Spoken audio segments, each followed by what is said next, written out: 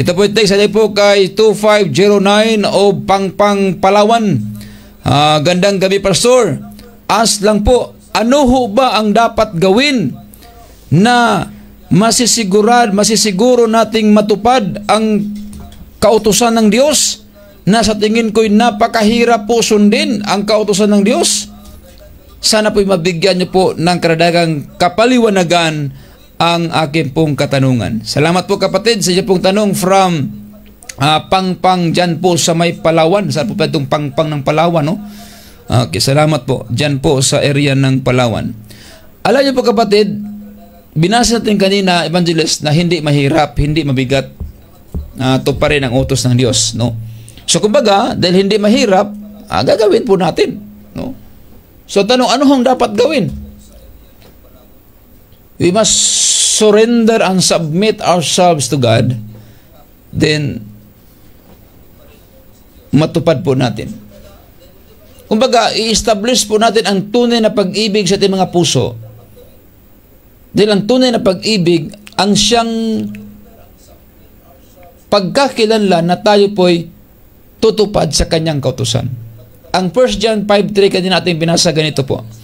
Sapagkat ito ang pag-ibig sa Diyos, na ating tuparin ang kanyang mga utos, at ang kanyang mga utos ay hindi mabibigat. Hindi ho mabigat ang utos ng Diyos.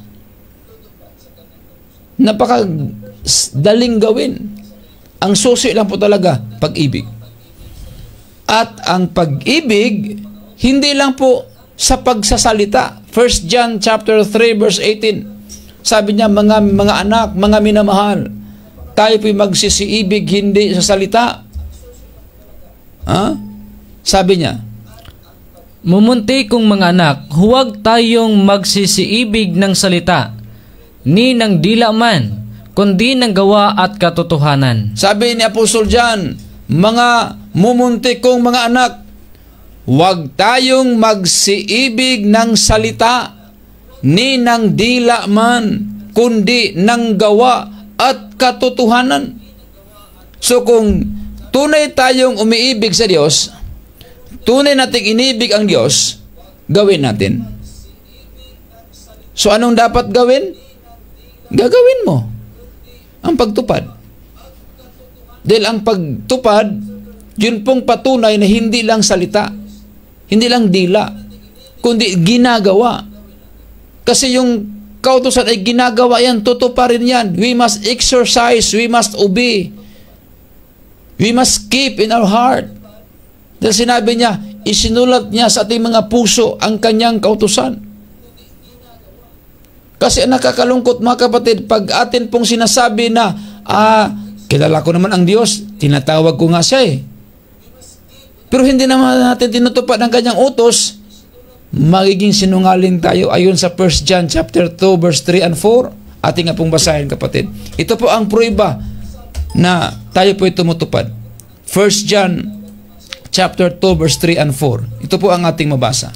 At sa ganito'y nalalaman natin na siya'y ating nakikilala, kung tinutupad natin ang kanyang mga utos. Ang nagpapatunay na tayo na siya'y ating nakilala pag tinutupad natin ang kanyang mga utos. Bakit? Pag hindi natin tinutupad, anong mangyayari? Verse 4. Ang nagsasabing nakikilala ko siya at hindi tumutupad ng kanyang mga utos ay sinungaling, at ang katotohanan ay wala sa kanya. Napakalinaw ho kapatid. Ang sino mang nagsasabi na kilala ko ang Diyos, sumasamba nga ako sa Diyos eh. Tumatawag nga ako sa Diyos eh. Nag-aawitan nga ako para sa Diyos. Pinupuri ko ang Diyos. Pero, hindi naman niya tinutupad ang kautusan. Sabi ng Biblia, tayo ho'y sinungaling. We are all liar.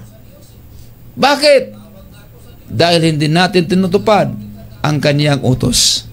So anong gagawin? Tuparin natin. Hindi sa salita, ni sa dila man, kundi sa gawa. Dahil yun ang gusto ng Diyos na ating gawin. Dahil dito natin makikilala na tayo sa Diyos pag ating ginagawa ang pagtupad sa kaniyang mga kautusan.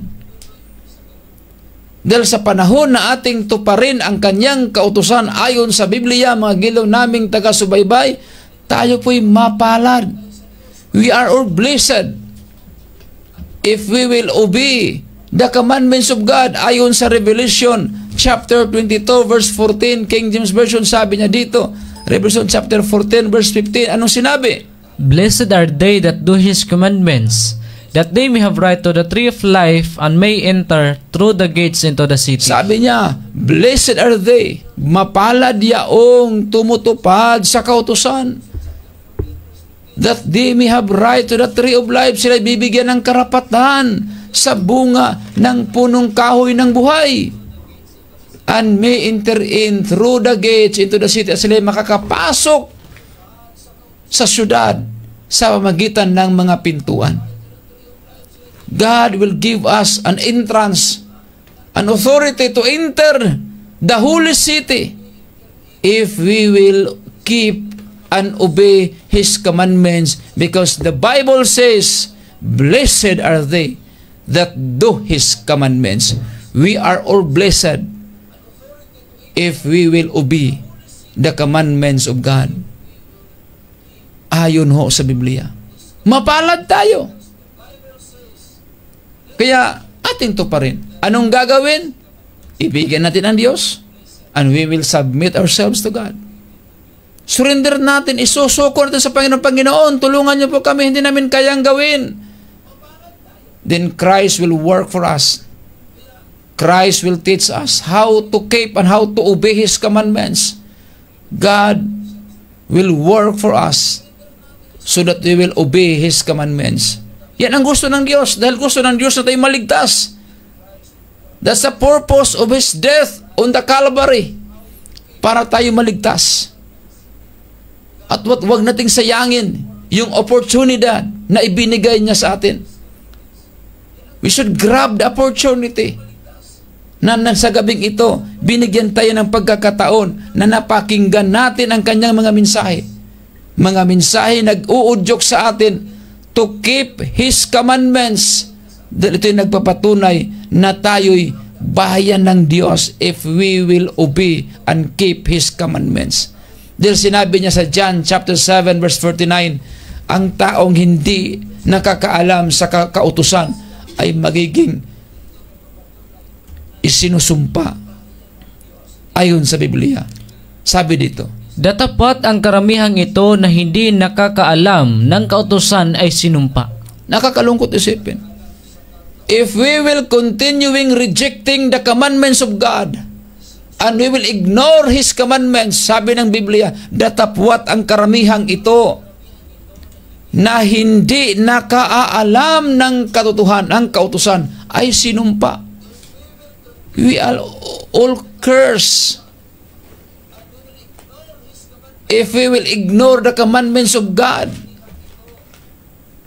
Kaya ang gusto ng Panginoon sa gabing ito, magildo namin taga-sabay, before tayo matulog, after our program, we should pray and ask guidance of the Lord. Lord, Panginoon, tulungan niyo po kaming matupad inyong kalooban. Dahil alam namin, kami po isunusumpa, kayo po sinumpa, pag hindi namin tuparin yung kautusan. Kaya, tulungan niyo po kami.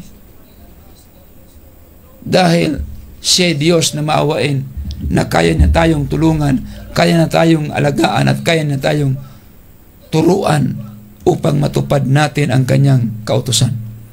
Magilo namin taga-subaybay, thank you so much po sa tanong, at hayaan niyo po bukas ng gabi